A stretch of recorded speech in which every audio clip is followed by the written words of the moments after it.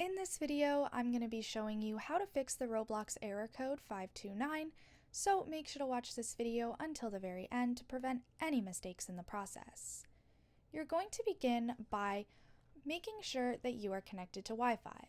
This may seem like a pretty obvious solution, but this will definitely fix the error code if you are connected to Wi-Fi. You're going to reload and make sure that you're connected. Since I'm connected, I'm now going to check another thing. I'm going to go to status.roblox.com and check the status of Roblox because the issue may not be on your side. Now, as you can see, all systems are operational, but if there is a system operation that is failing, it may be on Roblox's end, and this is the reason that you're receiving the Roblox error code. Now, the final thing that you are going to check is going to your Roblox website and clicking the settings and click log out.